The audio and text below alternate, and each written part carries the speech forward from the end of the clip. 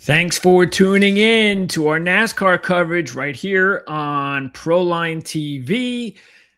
I'm your host, Greg DePalma. Joining me once again is CJ Radune from RotoWire.com. How's it going, CJ? It is going well. Another week closer to the chase. Absolutely. And we're excited about that. We only have this race and then a night race on a Saturday night, Daytona. And that'll be it. Regular season will be the week after at Darlington. So 2 more races to go. And we will, as we pop up the standings, let me see if I can get that set up here first. There we go. As I pop up the standings last week, I guess it was just a typical race at Richmond. And it was a nice battle between CJ's Briscoe and my Logano. So we were set either way. Another victory for us, which is awesome because I think we had a couple of weeks in a row of not hitting it. So back in the winner's circle. And I got to congratulate you on picking Briscoe because, again, he went into that race without a top 10 ever. And yet he was your second choice. Hamlin was your first choice. Bell was my first choice. And interesting enough that in the last 2 years now, Hamlin and Bell have gone in as the heavy favorites and really have not fared all that well. They were never really in contention to win the race. I mean, Bell tried a little, strategy there, but that didn't work out. Not sure. I mean, I guess that was the only thing they could have tried. It just didn't work. Maybe they're looking for a caution late or something. It didn't happen. Usually we get cautions late, but it was Logano and Briscoe. And really all it was whoever got off pit road. Because if Briscoe got off pit road before Logano, there was no way Logano was catching Briscoe because Briscoe was clearly faster than Logano during that last stretch. Absolutely. And that's 2 weeks in a row now where getting off of pit road first on that last stop is basically won the race. Remember Ty Gibbs 2 weeks ago took the 2-tire stop and then held off the competition for 70 some laps, if I'm not mistaken. And then last week with Logano, very quick pit work, got him off pit road right ahead of Chase Briscoe. Chase Briscoe led the most laps throughout the race, but very difficult to pass in certain tracks or on certain tracks. And I think that's what we've seen the past 2 weeks. With Bell, was a top 10 contender all day. And we talk about all the time how we want some teams to be able to do something different or just try something different in order to get up there. So I give Bell and team a lot of credit. They were in the top 10 all day. They could have just settled for that, but they tried something different. They still wound up in the top 10, didn't pay off for them for the win. But it's nice to be able to see some teams trying to do something different to be able to get to victory lane. And here are the standings and the way actually. So I'm not sure which. So who is right now? SVG. Is he in 16th?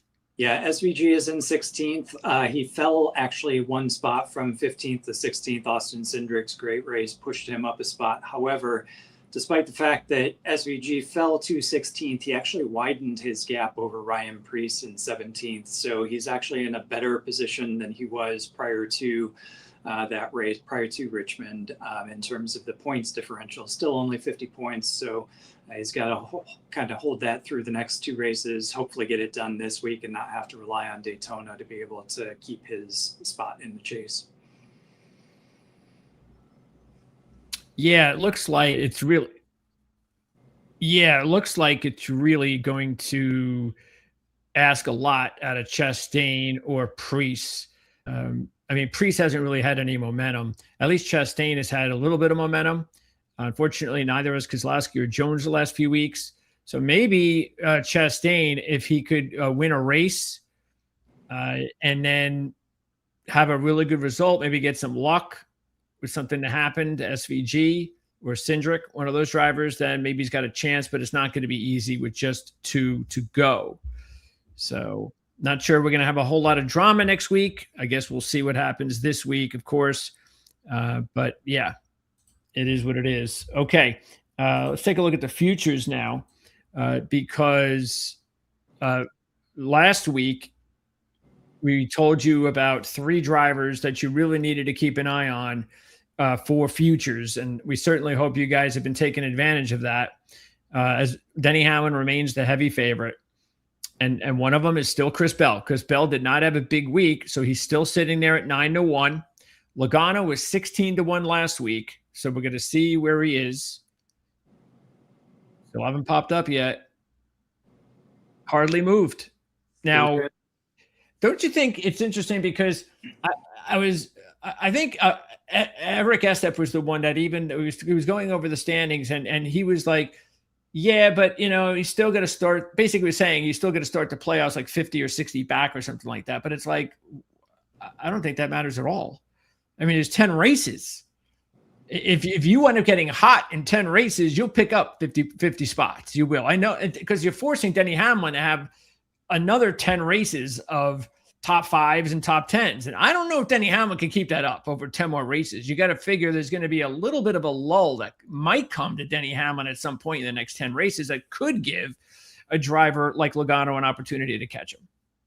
Just remember when Tyler Reddick had about a 100-point lead over the entire field, and 10 races, like you said. There are 36 races in the entire season, so we've only passed 10 races twice now, and Reddick had a 100-point lead, and now he's 4th. So like you said, anything can happen in 10 races. 50 points can be made up pretty quickly. You got stage points in there and race wins.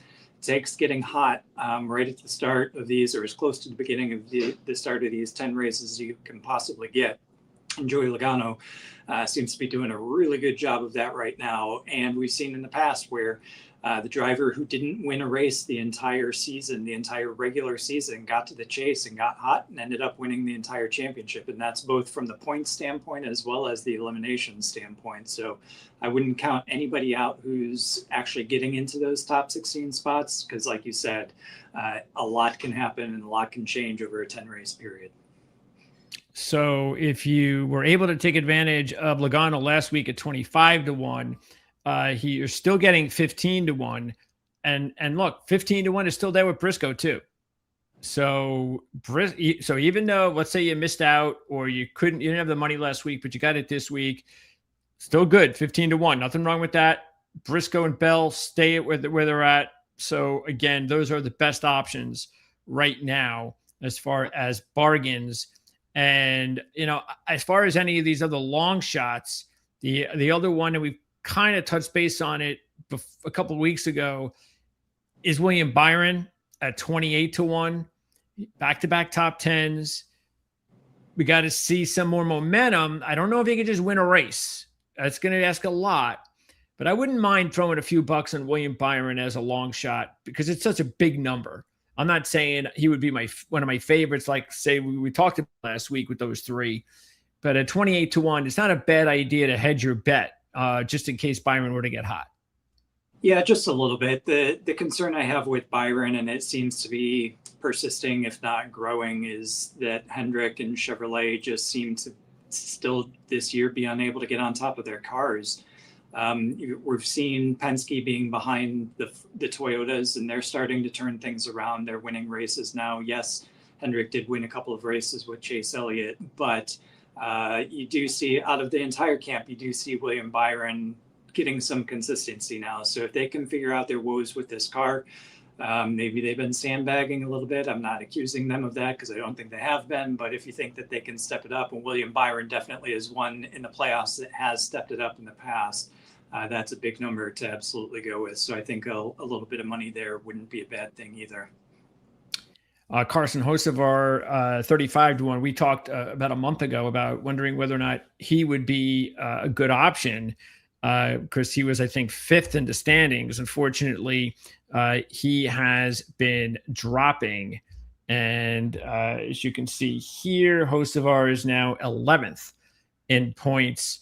Not the time of year that you want to be putting together a cold spell, but that's what's been going on. Interesting enough, some comments from last week. This was the lineup show I did on Friday night. And let's see, where's the comment here from Hocevar? I think there's one in here somewhere. Where did I have it? Is that it? Where's the Hocevar one? anyway. It's in here somewhere. How come I can't? Do you see it? I cannot. Probably pretty small. Oh, here it is. It's the last one. Hamlin won both his Richmond races with Gabehart. Yeah. Now Gabehart is setting up the Spire cars. Hocevar was a top 10 car last week before he had engine trouble. Is everyone missing on Hocevar and Spire? Now, I think that would have been something to talk about a month ago. But again, I just think that the way things are going, and he's still a very young driver, I just would have wanted to see him continue to get hot going into the playoffs. Now, maybe this lull is the best thing for him and he gets out of the way and he can get going again. But when you got a driver that's so inexperienced, it's already a tough thing to ask this early in his career.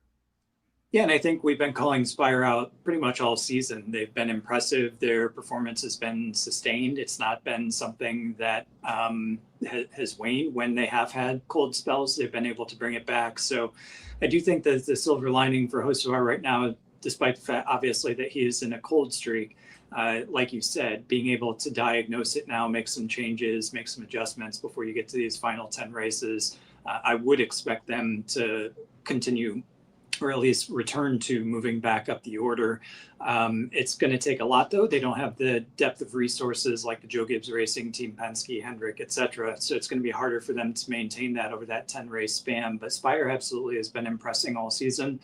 Definitely don't sleep on them. They're definitely capable of winning races. They've proven it this year, and their speed's not going away. So unless we see this turn into a 5, 6, 7 race slump for Hocevar, I definitely think he's got upside from where he is right now, which is 11th in points.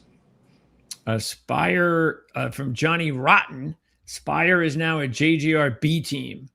What do you think about that remark? Sure, why not? Like I said, they've got performance, they've got sustained performance, and as I said, the thing that they're really lacking is just that A-team checkbook. Really, the depth of resources, being able to bring that same competitiveness every single week, regardless of the track. They've absolutely stepped up in performance, and you see it pretty consistently more now. But in order to make that step to championship contenders, you've got to do that every single week at every single track, and that takes money and sponsors and resources. Tucker Team 54, loving all the Gibbs love, and we have been giving Ty Gibbs a lot of love. So we'll see about this week. He's finally earned it. That is true. He got up to a great start, proving that, or at least trying to prove that this was different this year, and it clearly has been. So I think he was at 11-1 to win the championship. It's not a bad number if you believe in Ty Gibbs. Same thing. I just think he's a little young to win a championship, but he's got great equipment and he's doing everything possible at this point in time. So we'll see if he can deal with the pressure, him and his team. So he can deal with the pressure, and pressure will come. And then Rich Pietras, I think I'm pronouncing that right? Pietras? Pietras? Pietras, yes. 25.98. I've been following your content on NASCAR for 2 years now, and I'm in a NASCAR pool where you get to pick 2 drivers every week and you get points off of the drivers. I've never finished in the money until last year when I started watching your videos and we got second place, where we are currently in first place out of 22 teams. And it's because of the information you give on these videos. So I want to say thank you. Our pleasure. Awesome. Glad to hear it. That's what we do this for. That's right. 100%. All right.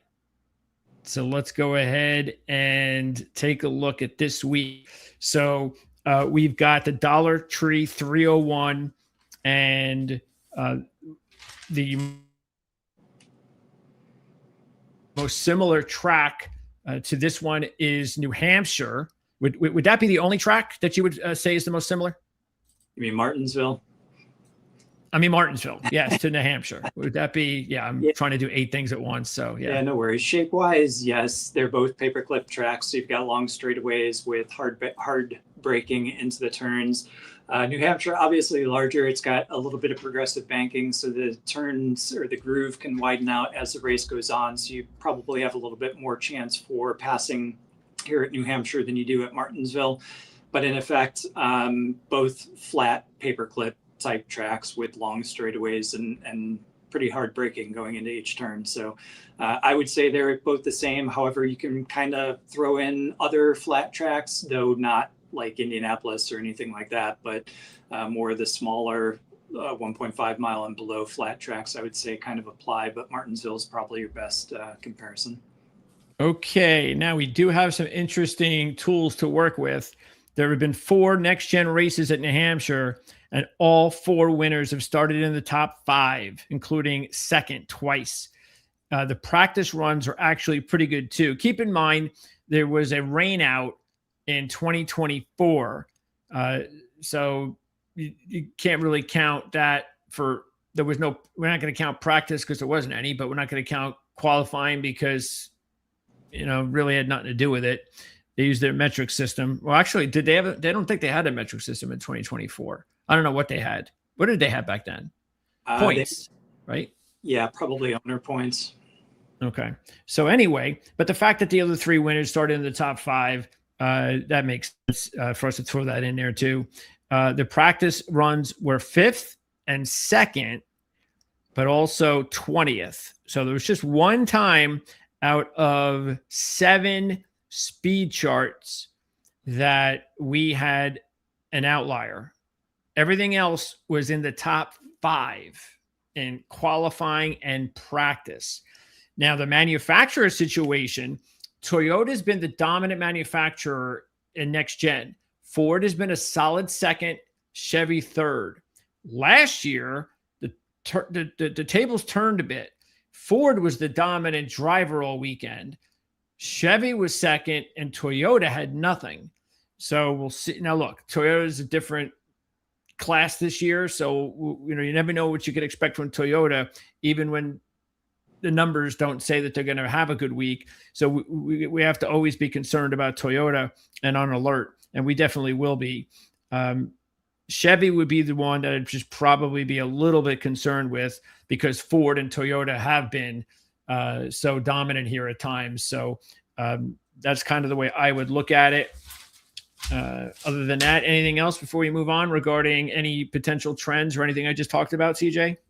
All of the current generation of car winners started inside the top 5, very much a track position track. So depending on where you start, will give a really good indication of who has a chance to win. The way that you come from behind to be able to win, there were a couple. They weren't in the current generation of car. They were the old generation of car.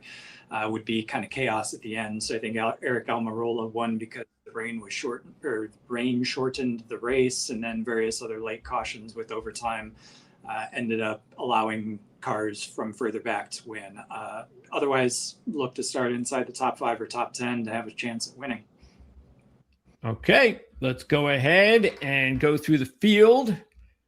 Who is the favorite to win this race? Is it Christopher Bell? It is not. Oh, then it's Denny Hamlin, probably. It is not. Logano? No. Blaney. Yes. All right. Ryan Blaney is the favorite to win the race, and I can look, it's last year, really. Yeah. And of course, he's having a great year, so it's a good combo. Yeah, 2 front row starting spots in the last 2 races. Obviously, 24 with the rain, as you said, led 116 laps to win last year. Top 5 starting position in the last 3. Finally was able to come out of his shell at this track. He had a couple of top 5s before then, really nothing much greater than that. No top 3s, no runner-ups in the history prior. But once this new car came, it just took him a couple of tries to get out of some poor results and some mistakes. We know his pit crew didn't do him any favors during that time as well. And then you saw it last year, breakthrough 116 laps led for the win. Yeah, he was really a bad fantasy driver going into last year. He had all those great starting positions and did not have good results, but put it all together last year, and he's just gotten better every year as a driver. So that's what's going to happen. All right. So let's take a look at the next group here. I named them all. Yeah. So there you go. So you got Bell 5-1, Logano and Hamlin 6-1. So Logano is starting to join the club now, all of a sudden. And you take a look at Bell. We talked about this last week. He's got 2 wins out of 6, and he's gained 34 positions in 5 of his 6 races here. He had 1 bad race in 2023 when he was on the pole and finished 29th. Something must happen to that car that day, because again, he started on the pole and he went way back. So other than that, he's been a really good driver here, including fantasy. And then and of course, we know he's overdue for a win. And then you got Logano and Hamlin has 11 top 5s, 3 wins in his career, but he's only led 43 in the next gen. That's it. Out of 798 in his career, just 43 in the next gen. He's also minus 13 positions in the last 2. He's finished 12th and 24th. And he's still red hot, of course. 4 straight top 5s, 9 of the last 12. He was second at Martinsville. He was the best car. Didn't win the race. That went to Elliott, but he led nearly 300 laps at Martinsville. But I don't know. I mean, it's just the last few races, even though Hamlin's finishing in the top 5, it's like he's not exactly like, it's almost like he's just so good this year that he just finds himself in the top 5, even when things aren't going well. So I don't know about that. Logano, meanwhile, is red hot, and he was really good in this race last year. Finished 4th from the pole at 147 laps. He was also 3rd at Martinsville this year. He's got 2 wins in his career here, but none since 2014. And the other thing is, fantasy-wise, because he's primarily been starting up front like Blaney, he does have a negative 39 in positions over next gen. And most of it is over the last few races. Actually, the first couple of races, 2024, 2023, he had bad results. He had 2024 and 2022. He had bad results. Yep. But I kind of wiped that out because he's been good here before, just like last year. He's red hot. So, yeah, I mean, out of these other 3, my order would probably be Bell, Logano, and Hamlin. Yeah, I think the top choices this week for winner are going to be Ryan Blaney and Christopher Bell. Christopher Bell has been knocking on the door of a win for quite some time now, many weeks, a lot of runner-up finishes. He's been good at this track in particular. He's won it twice. Last year, he started 19th, finished 6th. The year before that, he led 149 laps. What is tough this week is that Toyota and Ford have been kind of trading out the wins at New Hampshire. Both are now strong. So we had 2 Fords, 2 Team Penske Fords finish in the top 3 last week. We had, if you look back at Martinsville, Joey Logano did really well up there in the top 5. So for me, it's a really tough choice between Christopher Bell and Ryan Blaney for the top choices. I think you got to discount Hamlin because, like you said, while he's just having a great banner year in terms of points, but over the past, say, month or so, hasn't really threatened for wins, whereas the other 3 have. So he's had some time, certainly from getting out there and leading laps, but past couple of weeks, not so much. He's not been out there dominating races like we would expect to see from Denny Hamlin at the top of his game. So I think I said to you at the beginning that before we got on air, that is probably going to be a Team Penske that I chose. I got the first choice this week, but honestly, with Christopher Bell out there, really tough one because I think he's due for a victory too, and he's extremely good at this track. But yeah, if I'm ranking them, Blaney and Bell at the top without a doubt. I think Logano comes in second. To be honest with you, 3, 4 top 5s from the last 6 New Hampshire starts for Logano as well. So nothing to sneeze at there too. The question is just whether he can do it back-to-back weeks. Yeah, the thing with Hamlin I do wonder about is now that he is coming to the end of the regular season and he's the driver to beat. That not that he's put it on cruise control, but you just can't go 100 miles an hour all year. And a veteran driver like Hamlin would know that. So, there's got to be something inside of him that's just cooling out. Just, this is not the time for me to be going 100 miles an hour. I got to just keep doing what I'm doing. Yep. He keeps doing what he's doing. He's going to win the championship. He doesn't even have to go out there and dominate. You just keep doing these top fives all the way through to the end of the season. He'll win a championship. And I think he knows that. And so that'd be a good strategy. But, we got to monitor that regarding winning races. But, hey, we're nitpicking the best driver this season. And you have to do that when you're trying to make some money each week, especially on short price drivers. Okay, next group. And Briscoe, look, we've been really on Bell and even maybe Gibbs lately, but Briscoe has also really broken through as red hot right now. And again, I think you got to just grab Chase Briscoe immediately at 15-1. That's not going to last. He's been sixth or better in 6 of his last 7 races. And that includes 2 runner-ups and a win.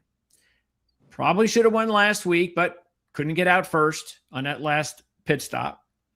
He's got a 9.2 average in next gen at the track. 3 of those are top 10s, 1 runner-up. And he's gained 60 positions in next gen. Average start 23.2, average finish 12.8. So this is actually one of the drivers maybe you shouldn't worry too much about where he starts. And maybe that's a benefit. Now, I don't want him starting 25th, but let's just say if he starts 12th or 13th, something like that, that's okay. Don't worry about it. Maybe it'll be if you wait until after qualifying to wager on him, but 8-1 is good enough for me. I wouldn't wait. Larson, Byron, Hendrick actually finally had a good week last week. All 3 of the Hendrick top drivers had a good week, or at least 3 of the, I think Bowman was in the top 10 as well, if I'm mistaken. And so maybe that's a sign because all 3 Hendrick drivers actually were good in this race last year. So we'll see about Larson, Elliott, and Byron this week as potential sleepers. If you believe it or not, we got to call these drivers sleepers.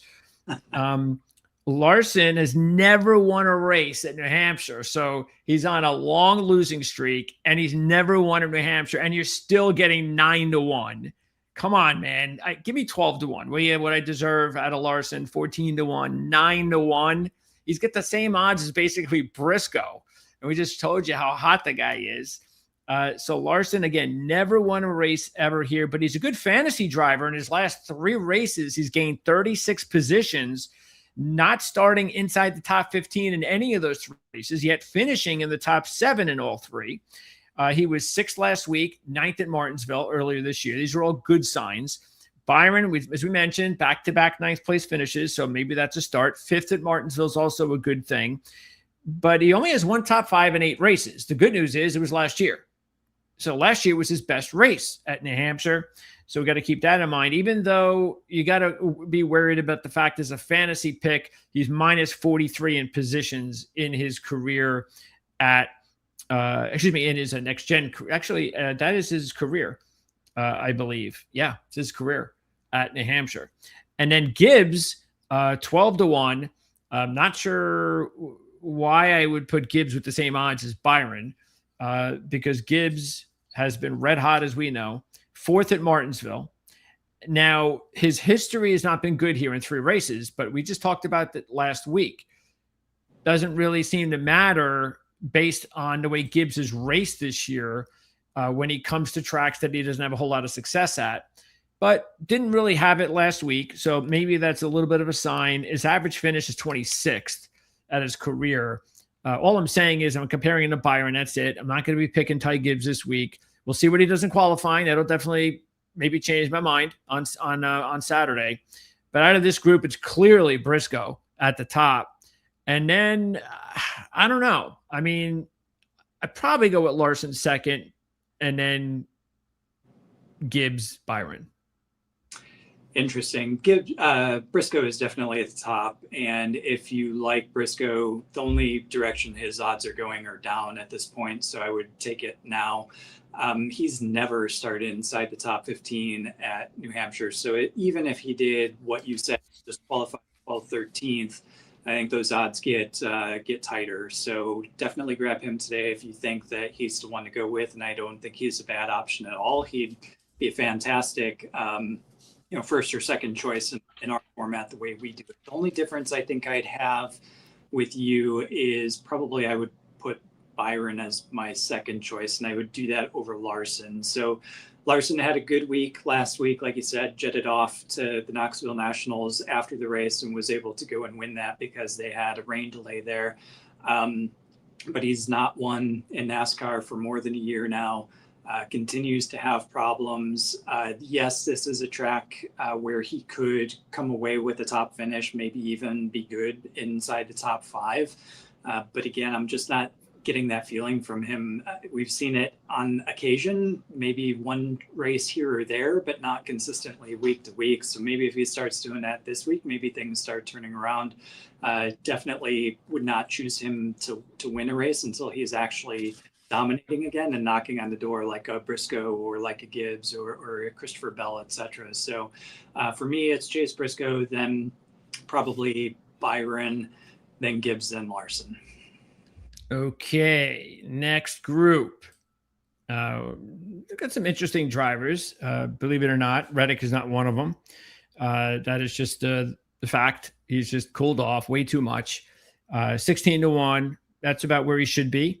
He's got 3 top 10s out of 6 in his career here. 21st last year from the 4th position. Then we get to some interesting long shots. Now, Josh Berry is pulling like an Austin Dillon from last week. 16th in this race, if you can believe it or not. So Josh Berry, who just a few weeks ago was non-existent for most of the year, has put together some really good racing lately. And now he comes to a track that he has finished 2nd and 3rd in 2 of his results. So that is obviously good. He's also, again, on a 3-race top 10 streak. And his 2nd place finish last year was a very deserved 2nd place. He was the 2nd best car. He even had an incident with SVG early in the race, still managed to get all the way to 2nd with Blaney. He was, and look, he doesn't have a lot of top 10s. You know where he has one? Martinsville. Then he was 10th. So these are all good signs, just that he's 16-1. And now you're not getting anywhere near the value you really should be getting. You know, he really should be 30-1, somewhere in that range. So they've just chopped the legs off of you as far as now 16-1 is not 5-1. I get it, but still.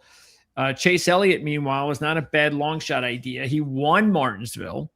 And again, the Hendrick drivers, which we just talked about, you know, maybe they got something going. He was also 5th last week as one of those Hendrick drivers. In next gen, he has 2 top 5s out of 4 with a runner-up. And last year in the race, he started 27th and finished 5th. So obviously that was a really good run for him, and he had a solid day because of it. And Austin Cindric is also, I think, a pretty decent long shot, being Logano and Blaney's partners. He's also in that standings deal where, you know, he probably, you know, just not try to do anything crazy, but he had a good car last week and had one of his better runs of the season. So that's nice momentum coming into this race, including 8th at New Hampshire, at Martinsville earlier this year. Now, he's never had a top 10 and never led a lap in 4 next-gen races, which are all cup races that he's ever raced at New Hampshire. Average start, 25.3. Average finish, 18.5. He's gained 7 positions per race. So he's also not a bad fantasy option. So really, Berry, Elliott, and Cindric, to me, are all interesting long shots. It's just hard for me to get around putting Berry first, just because I'm not getting as much value as I thought. I can't argue with anybody who goes with any of these 3 drivers. They're all, I think, great picks. Chase Elliott, with the demonstrated history this season at Martinsville looking really good. Plus, he's getting significantly better odds than Larson and Byron. And I think he has probably got one of the better chances, if not equal, certainly compared to both of them. So that makes him a good value. Austin Cindric last week was very impressive. Right when he needed to go out and get points, he gets one of the best races of his season, stage points both times, and then also a top 5 at the end of the day. So I think he might be in store if the team can keep it up for what would be his best ever finish at New Hampshire.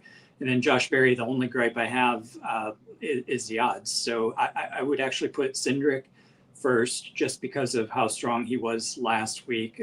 Elliott second, and the only reason Berry's third is because of his odds. If he had, 20, 22, whatever, 25 or whatever, closer to Elliott and Cindric, I don't know that I could choose between the three, to be honest with you.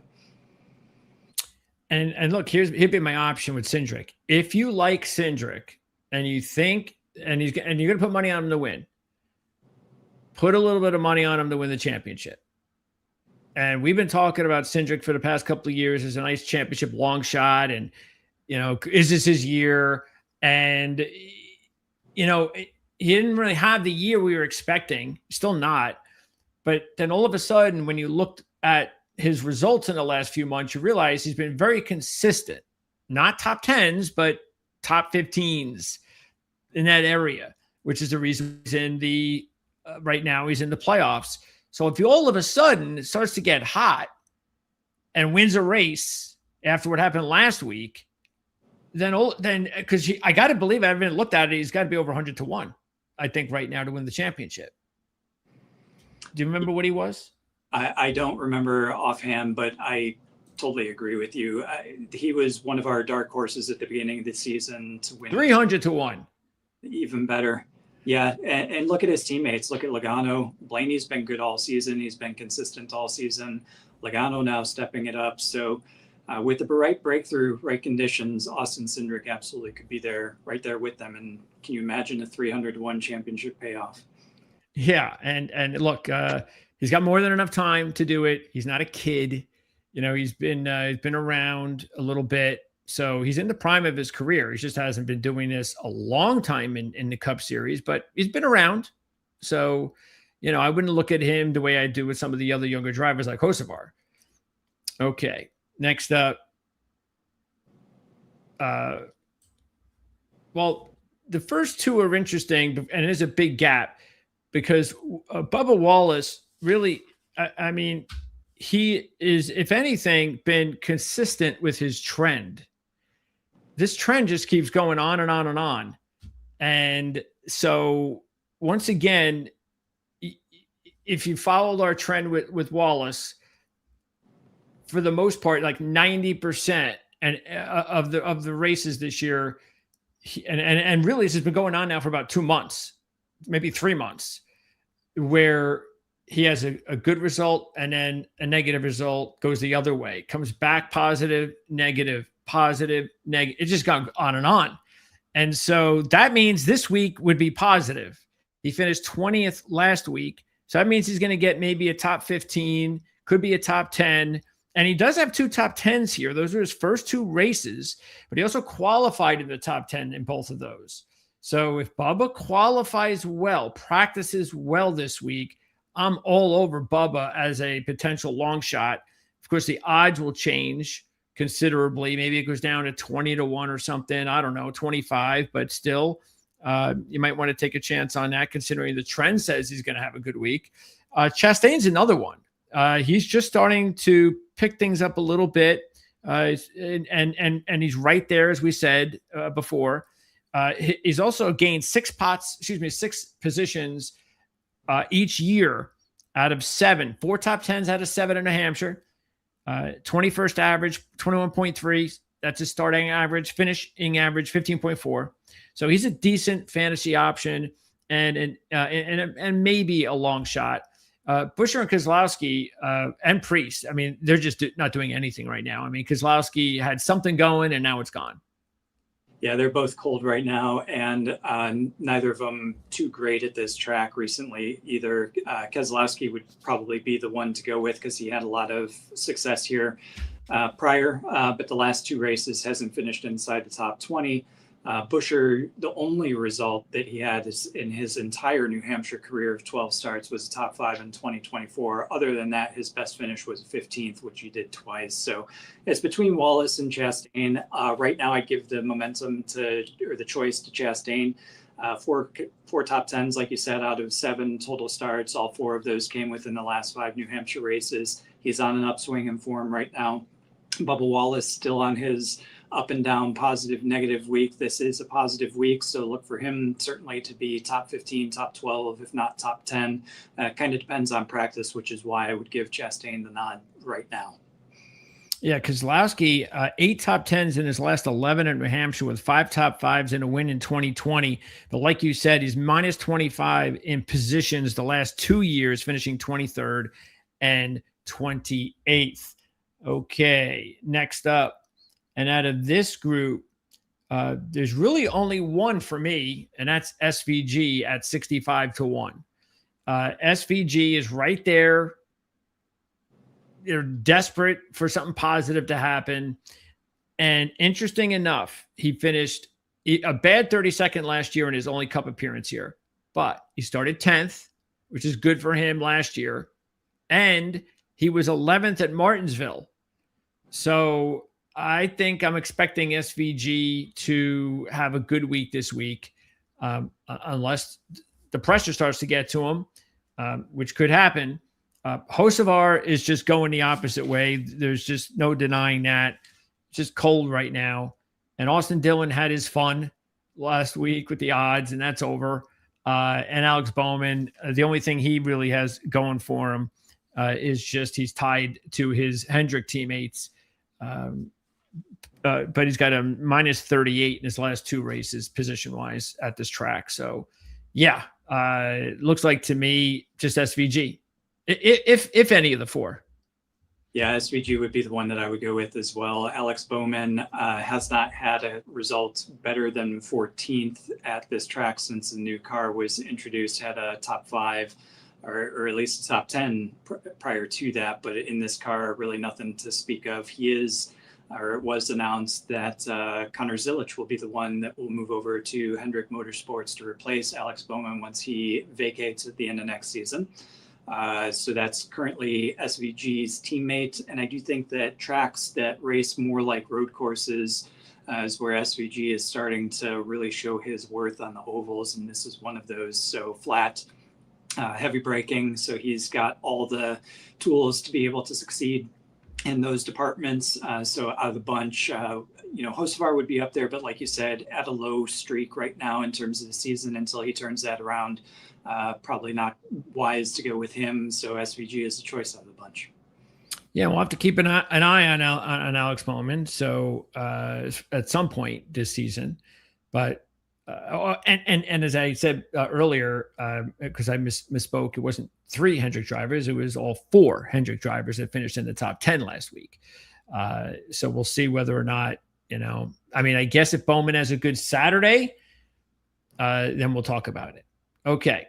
As far as any other long shots, there's really nobody that I see here at all that sticks out. I guess the only long shot, the only 2, well, actually I say 3, these are all just be for fantasy, would be McDowell, because he's gained 17 positions in the last 3 races, 3 top 15s, which that's good for McDowell.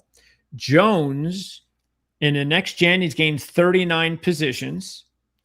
And believe it or not, Noah Gragson. Because Noah Gragson, who we haven't talked about in a while, he gained 17 spots last year.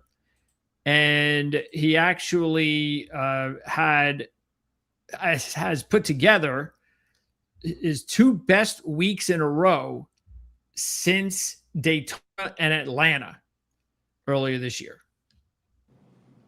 Noah Gragson also re-signed for Front Row Motorsports. Oh, so, good timing. Is he with Front Row? Is that his team? Did I just mess that up? Now I'm doubting myself. You should never doubt yourself. I should doubt myself all the time. Oh, really? That's interesting. Yes, he's with Front Row. All right. Well, I got that right. Why did I doubt myself then? Yeah, he just I don't know.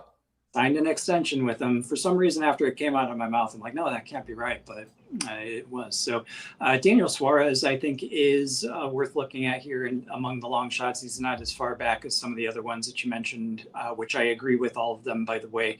But Daniel Suarez, 3 top 10s at New Hampshire. We talked about Spire as well, really stepping up the form.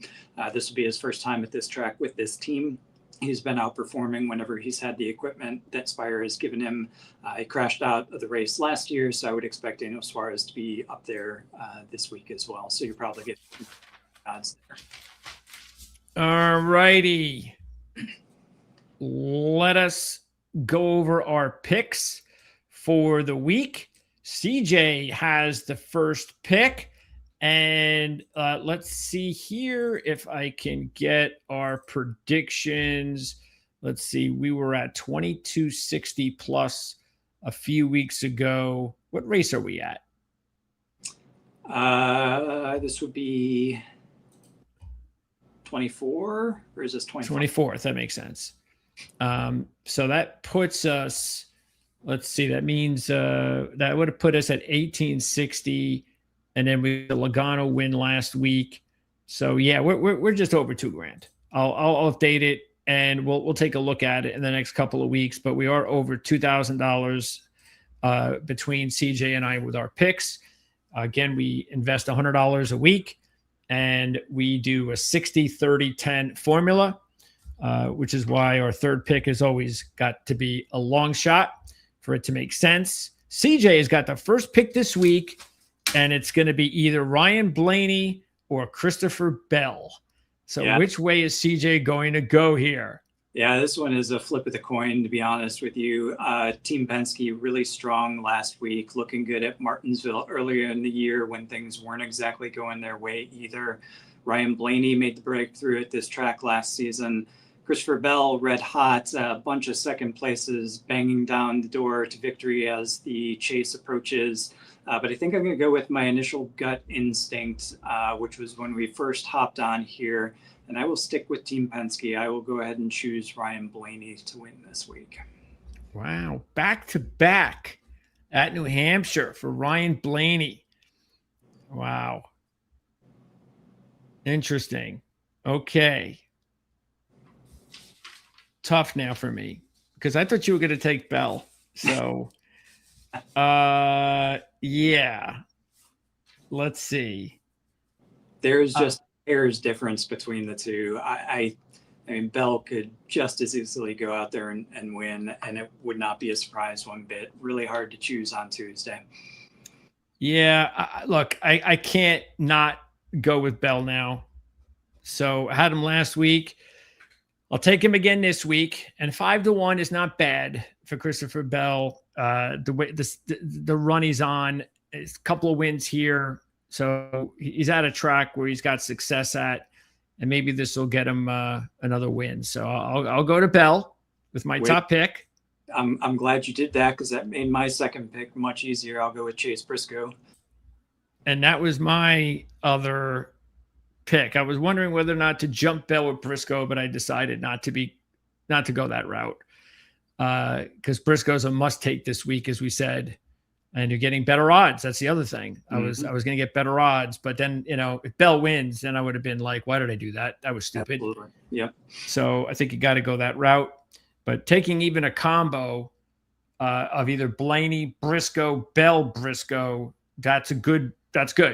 You can do well with those two. Don't think you can make much if you take three of them. So I think if you could decide which two Briscoe with, then you should get lucky because you're at least the averages are telling you if all you need is one of those three drivers to win,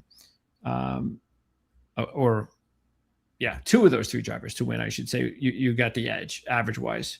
All right, my choice. So let's see, Blaney, Bell, Briscoe out of the way. I am going to go with Chase Elliott.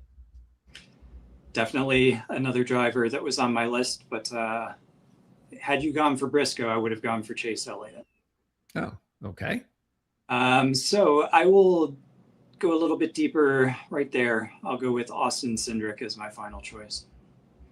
Okay. And, there's not a lot of big long shots this week. So I think it's going to be between Wallace and Chastain. So I'm going to go ahead and take Wallace. We'll see if that trend continues. Big number for Bubba, 35, and definitely a better year than Chastain. So if that trend can continue and he has a good week, then why not? If he has a good Saturday, then I'll be getting I'll be in a good position at 35-1 because those odds will definitely drop. Okay, so that is going to wrap it up. And next week, Daytona wraps it up for the regular season. So I'll be on the air on Friday, and that will be, on Saturday. And so we've got the schedule for the next couple of weeks is going to be Saturday and then back to Friday night. So got to make sure you keep that in mind. But I'm sure you will, knowing that the race is on Saturday. We'll have it covered for you on Friday. As far as practice and qualifying report, the practice and qualifying times on Saturday will be really early. So nice to see they're going early. I don't know what makes these decisions up, but 10:30 to 12:30 on Saturday. Now, I certainly hope it doesn't take them 8 hours to give me the odds after qualifying on Saturday. So it's possible I might be on the air a lot earlier on Saturday. As soon as those odds are out, it shouldn't be much longer that we'll have a show. And I don't know. I think, they have a truck race at New Hampshire. Yes, they do. Trucks are Saturday, if I'm not mistaken. Okay. So that, again, I don't see why that would impact the odds, but whatever. So I'll be on the air on Saturday. And then don't forget also to take a look at the links in the description of this video where you can check out, matter of fact, not sure if I have it on there just yet, but we're going to be posting. We have a new Substack page that we created. So that'll be up there. I'll put it up there after the show. And then we also, of course, you can take a look at CJ's report, his DFS race report at rotowire.com, comes out every Friday. So we've got a link in the description of this video right now. You can check it out, bookmark the page, or if you decide to wait until Saturday when we come on the air with our qualifying report, then we'll have the updated report for this week's race, link right to it, and you can check it out. Don't forget, it comes out every Friday at rotowire.com. So link in the description for that. And I'll see CJ next Tuesday as we preview the final regular season race of 2026. Looking forward to it. Yes, Daytona, Saturday night, but that's next week. All right, everybody, enjoy New Hampshire. Are they going to enjoy New Hampshire? Man, I hope so. Probably not as much as Daytona, though. We'll see. Keep your fingers. Well, what about the last 2 weeks, last 2 or 3 races? You mean the ones enjoy better aesthetically, or they were better? They were definitely better. I forget the quote that you used. They were better than boring. Better than boring. Okay. So it's definitely a step forward. So was Richmond better than boring? It was. Okay. Still counting down to Daytona. I think New Hampshire has the potential to be good. We'll see if it actually plays that way or not. The progressive banking and the wider groove helps, but we'll see. All right. So anyway, enjoy, everybody. I'll see a bunch of you guys on Saturday for the qualifying practice report, updated odds and picks, including we'll take a look at the top bargains, DFS, DraftKings. We'll take a look at that. We'll go over that as we do each and every Friday or Saturday. Most of it has been Saturday. And we'll see everybody again next week right here on a Tuesday. Meanwhile, I will be doing a show tonight on the Our Football Network. We have 2 interviews, ACC, Virginia Tech, Syracuse. We're over 51 college football team interviews since May. So that just keeps getting bigger and bigger as we get closer to the start of the season. And then interviews the rest of the week and the rest of the month until the season starts. Week 0 starts in college football at the end of the month. So check that out. Link in the description of this video for our lads. If you want to check out any of that football coverage. For CJ Radune, I'm Greg DePalma. Thanks for tuning in. And